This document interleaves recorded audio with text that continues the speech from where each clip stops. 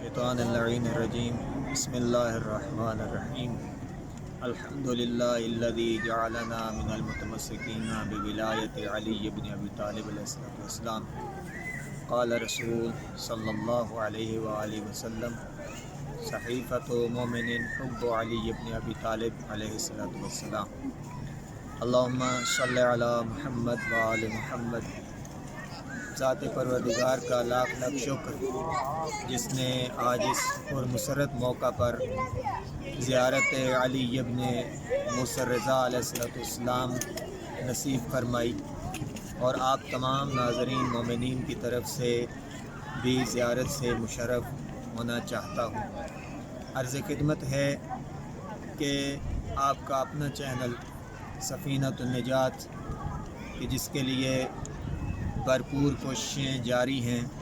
اور ترویج علوم محمد وآل محمد رہتی دنیا تک پہنچانے کی کوشش کی جا رہی ہے، اس میں آپ تمام مومنین کا تعاون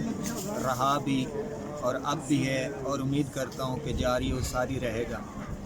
اسی چینل کے تحت اور اسی چینل کی طرف سے اسی پلیٹ فارم سے میں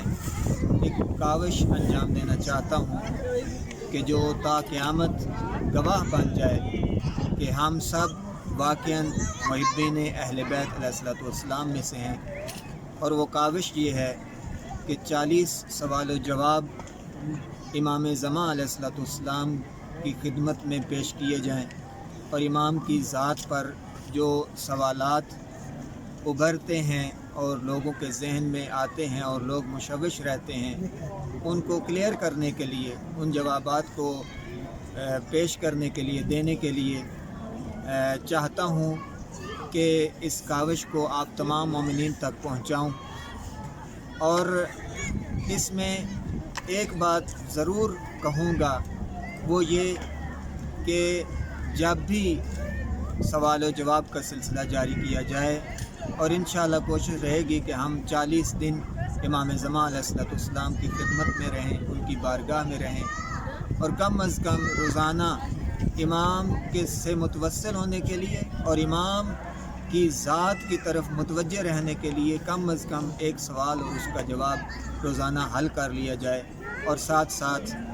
گزارش کروں گا اور وہ روایت عرض کرنا چاہتا ہوں کہ جو دعائے عہد کے متعلق ملتی ہے کہ جو بندہ بھی ہر روز 40 دن تک دعائے عہد کی تلاوت کرتا رہے، اللہ رب العزت کا وعدہ ہے اس کے ساتھ کہ اگر وہ دنیا میں زندہ رہا تو امام کے چاہنے والوں اور امام کے خدمت گزاروں میں سے شمار ہوگا، اور اگر وہ دنیا سے چلا بھی جاتا ہے تو رجعت کے وقت جب مولا کا ظہور ہوگا تو اس کو قبر سے اٹھایا جائے گا۔ اور روایت یہاں تک نہیں بلکہ آگے بڑھتی ہے۔ امام جعفر صادق علیہ السلام نے بہت ہی خوبصورت انداز میں ارشاد فرمایا کہ جو شخص بھی